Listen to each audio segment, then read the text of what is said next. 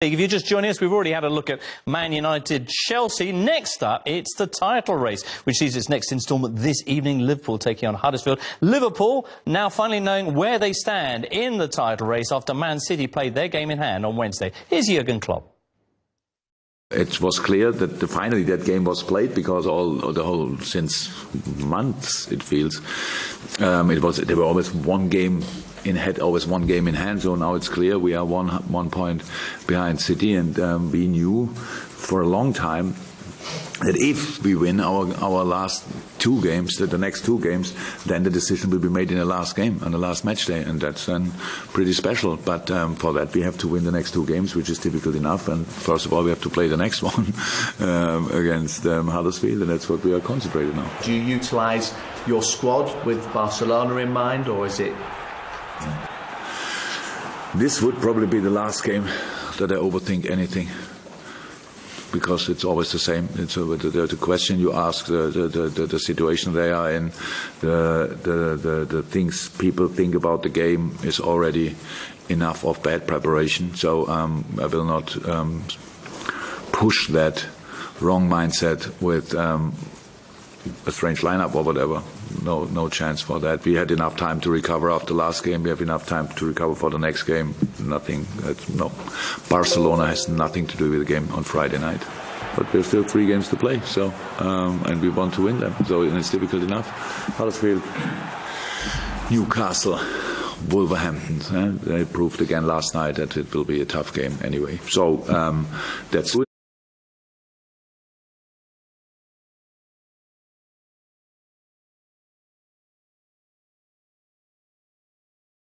We will do it. If we will not do it, there are no regrets, as long as we give always our best. And I saw that the whole season from the boys, but still, the season, however it ends up, is only the first step in that area. It's not we are not finished, a finished article, whatever, to say, okay, so that was the last year they played together. But we started this year with this team, and we will carry on, and then we will see. Mohamed Salah has been away as far as Time magazine's 100 most influential people in the world, which is incredible anyway. So what do you think about that? And is he back, and is he okay after the travel? Yeah. Traveling these days, nowadays is no problem anymore. It would be more problem if his car is broken, he has to walk from here. You had that, so that's pretty comfortable. Yeah, I'm very proud of that, because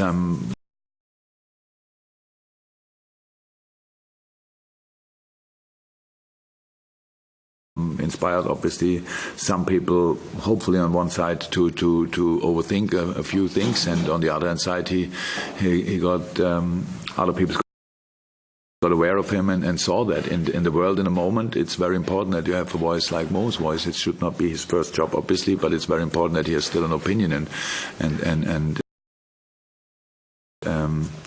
makes that opinion public. So I was completely fine. We always say football is not the most important thing in the world, but in moments when you have to prove it, then you have to be there, and that means, okay, of course you can miss one session. That's what he did, and today he will be in training, and everything will be fine again. And I saw a few pictures, so he looked brilliant in his, what is it, tuxedo or what? Wow. And saw that he met a lot of famous people. Mrs. Ariana, she was there as well. Yeah, if he would have asked me, maybe I would have joined him. But he didn't. So no, it was obviously very interesting and very good experience. So he's back, and everything will be fine. Yeah, brilliant for Mo Salah. There you can see him on the cover of Time magazine. They did do various different covers to celebrate different people who were nominated on their list of 100 most influential people, but the Egyptian king there, Mo Salah, one of that 100, meeting Jimmy Fallon there. Oh, meeting lead singer of Queen in the movie. King, lead singer of Queen. Yeah, I like what you've done there. Well, Rami Malek, the actor who played Is it magnificent? You were a big fan of that movie, Ian? Yeah, because I'm a big fan of Queen and Freddie Mercury, and he done him justice, man. Right. Also in Night at the Museum, of course. Of course, yeah. Yeah, playing an Egyptian, interestingly enough.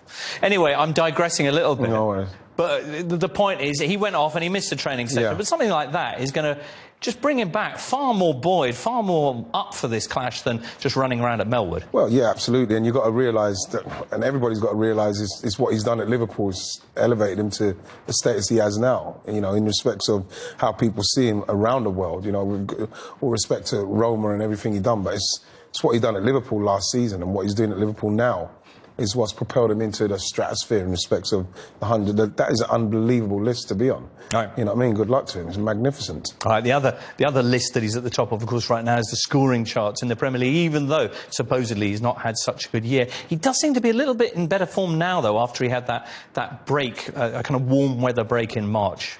Yeah, he went through a goal drought. It was a really difficult time for him. Luckily for Liverpool, Sadio Mane was scoring during that time, so that was crucial for them and their title hopes. But Salah looks to be back to his best, and, you know, whenever he gets the ball now, you just feel like he's going to score again, whereas I think during that goal drought, there was a couple of moments when you thought, oh, he looks a bit unsure of himself up front. But now he's, you know, clearly he's happy again, I think, back on the pitch. And something like Liverpool letting him go to New York for that, I think that makes him an even happier player, you know, coming back and knowing just how... Because, you know, Jurgen Klopp was talking about it, he's an important player on and off the pitch. He's a role model now for so many people.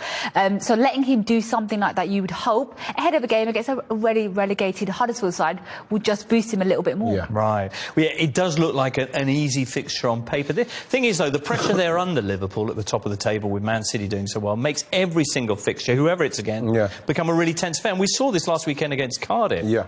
Absolutely, and the thing with the Premier League is that you're going to Liverpool in the position they're in, and they still have to win all their games.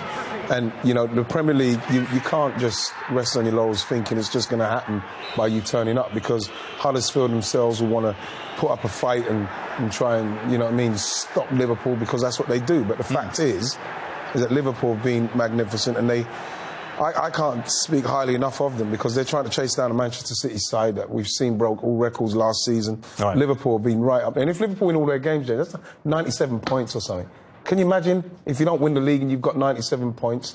You can't really complain. They can't do any more to try and win this league, Liverpool. All right. They're in with a chance of the Champions League as well. Of course, Barcelona coming up the first leg of that next week. But, I mean, it looked easy enough from those highlights. But the first half at Anfield against Cardiff was tense, and it might well be this weekend, or am I stretching a little bit here? Do you think Huddersfield can really shut Liverpool down or hold out against them? I think they'll go into that game thinking that they can try, but I don't think that it will. You know, the reverse fixture is 1-0 for Liverpool. I think Salah scored in that game as well. And, you know, Liverpool have won their last 5 games in the Premier League at Anfield, so they've got a good record there. And, you know, with the crowd being that they will be like tonight, I think it will be a Liverpool win, a comfortable one as well. I mean, I saw Huddersfield against Spurs recently. Yes. And they started that game off really badly, and they looked much better in the second half, but by that point they were already a couple of goals down. So I think this is one that Liverpool should feel quite confident in winning. All right, one of the last few opportunities for this Huddersfield to shine in the Premier League until they come back up. Of course, let's hear from their manager, Jan Seifert. Obviously, you know, I think that we won't have the ball so often because they have incredible quality, so we have to be prepared of what we can do when we have the ball and search our solutions for it. And how do you instill the belief in your players that they can go to Liverpool and surprise everybody and get something from the game? You know, we shouldn't be stupid and say that we go there because we know about the quality of Liverpool and say that we are the favourite of this match. We're not at all. But also, of course, we have possibilities, and I think that there must be an excitement. The same I have, the same my players will have to go there and to perform in their best possibility. You know, obviously, I watched each game back, which was in the first part of the season, because I wanted to know how we played against them. So, and I thought myself about how we did it, and saw good things and good things which are which we already train on and have in our game. They obviously are part of my idea. So we will see in which idea we go there. Well, he looks happy enough, and it's true that Huddersfield this time last season surprised many people by going away and getting a draw at Man City. I think they did the same to Arsenal as well. Yeah. Huge upset on the cards tonight at Anfield. Yeah. No, you know, like I say, I never underestimate any team in the Premier League, because that's what the Premier League's all about. But the fact is, Liverpool knowing that they need to win this game, right? And the firepower that Liverpool have, the fact that Huddersfield are already down. Yes, they're going to put up a fight. You would expect that, but I can't see anything other than a Liverpool win, simply because Liverpool have had people come to Anfield and be very frustrating, and they've got it done. So at this stage where they need to get it done, they're just going to keep knocking on that door.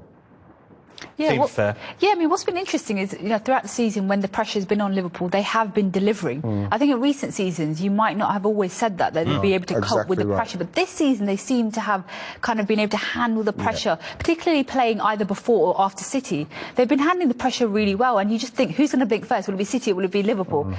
This could be a tricky game for Liverpool, but I think the fact that it's at Anfield, I think that's what gives the Reds the edge. Right. Yeah, Liverpool fans, I think, will be looking for them to rack up the scoreline against the Terriers, and if there is a banana skin this weekend, that it falls to their title rivals Man City, who are taking on Burnley. Man City have faced Burnley twice already this season and beaten them 5-0 on both occasions. Could it be, though, that things will turn out differently when they visit the Clarets? Let's hear from the Man City manager, Pep Guardiola.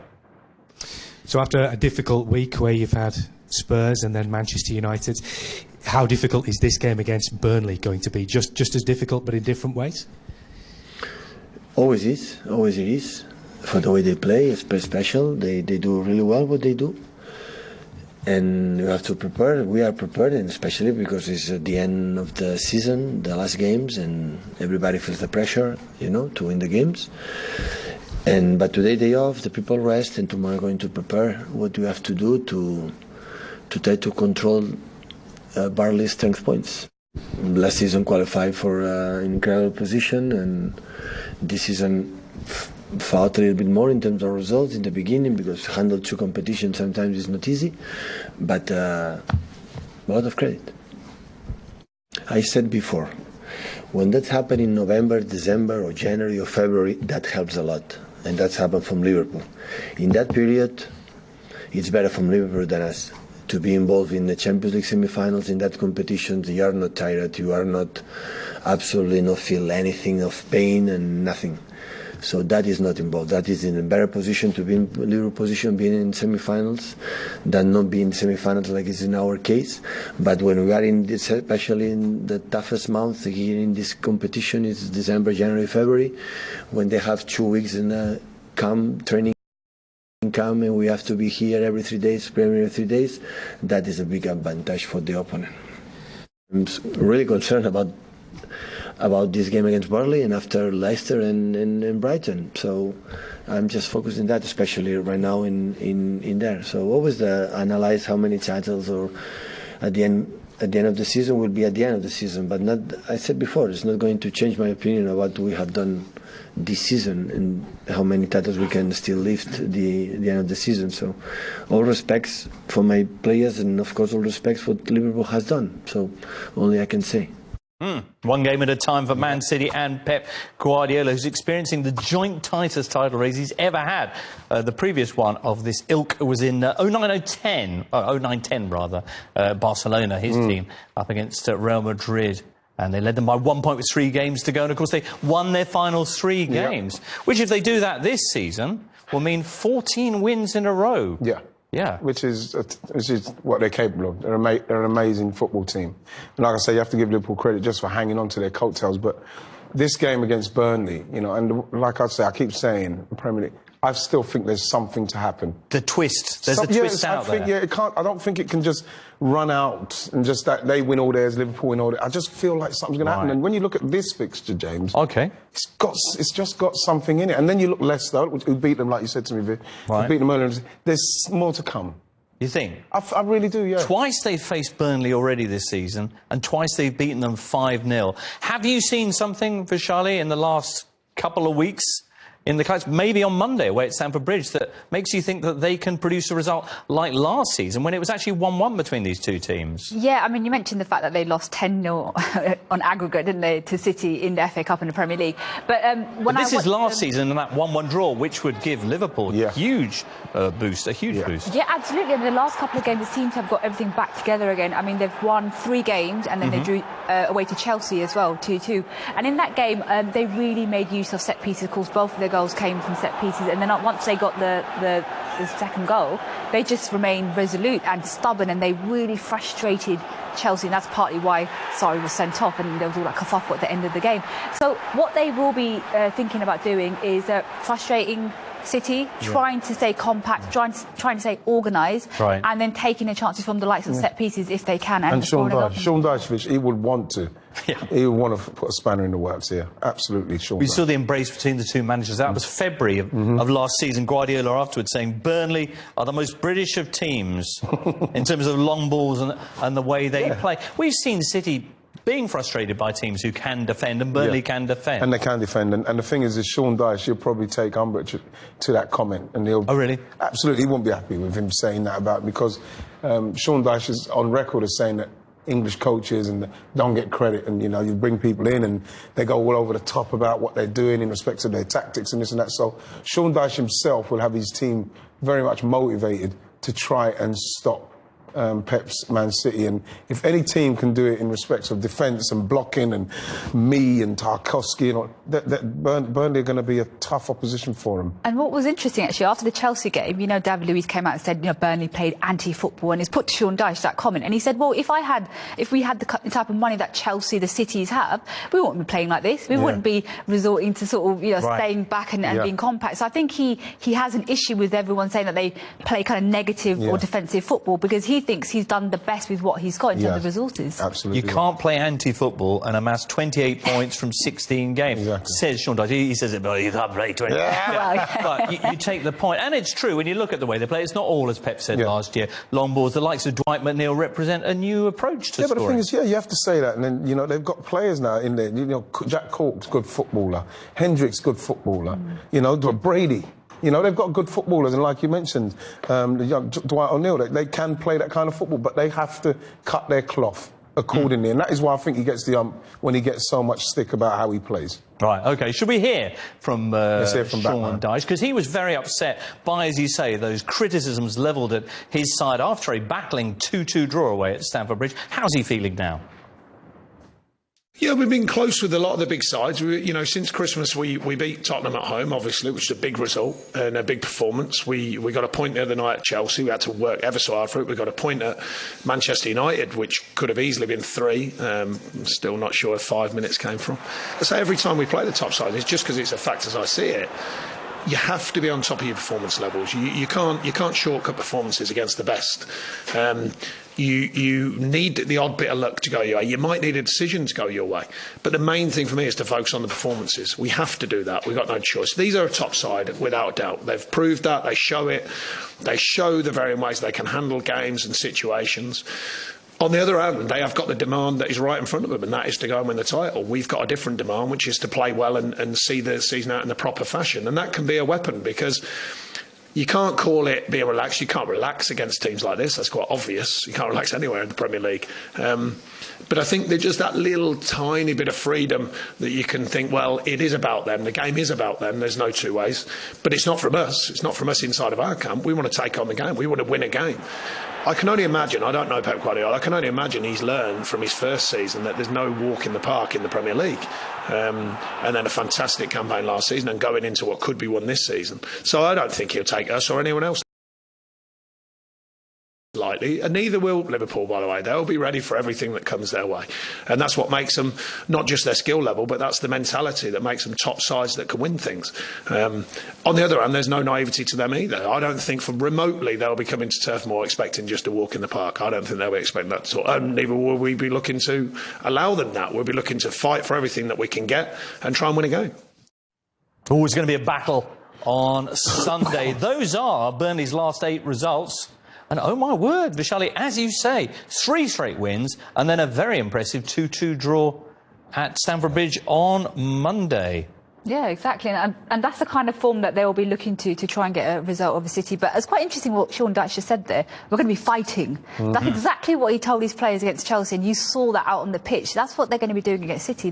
You know, they are pretty much safe, but they're not mathematically completely fully safe. I mean, they can't really go down in terms of goal difference, but they're still there fighting for something. Right, and I'm not sure how many fighters there are in the Man City team. I know that Ole Gunnar Solskjaer suggested that they like to fly in for a tackle, but they are a team that's been weakened of late by injuries. Fernandinho's not 100%. Kevin De Bruyne is obviously not going to be available. It's a weakened Man City team. Yeah, but if you say a weakened Man City team, but the team that they'll put out there will still be head and shoulders above anything that Sean Dyche could dream of putting out for his Burnley side, and that is why, he said that they are going to be fighting, because the only thing you can test Manchester City with is your endeavour.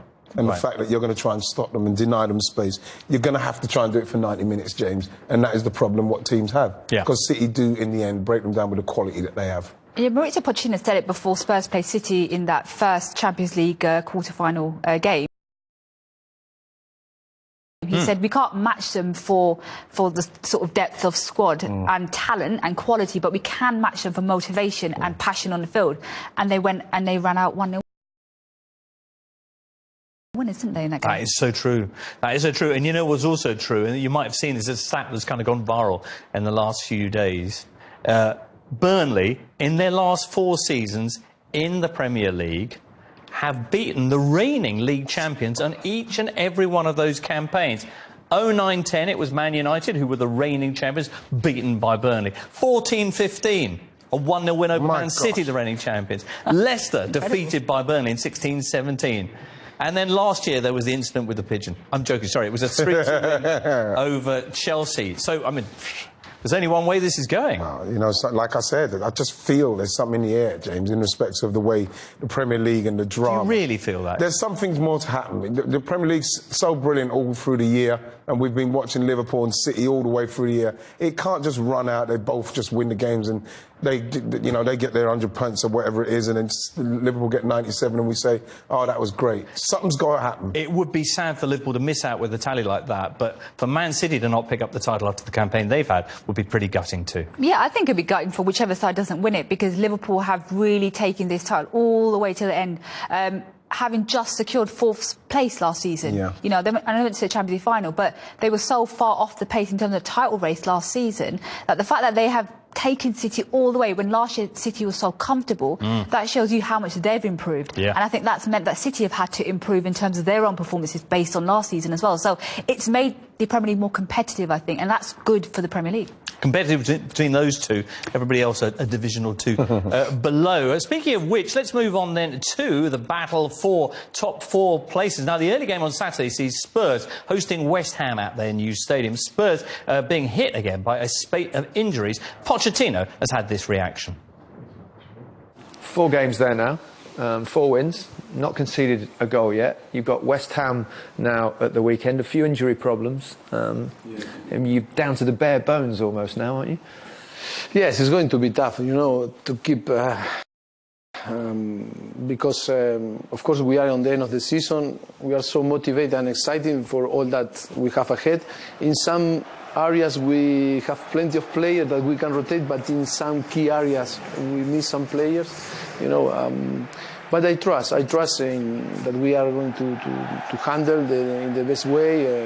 I think the squad is a little bit, it's tough because after the whole season we always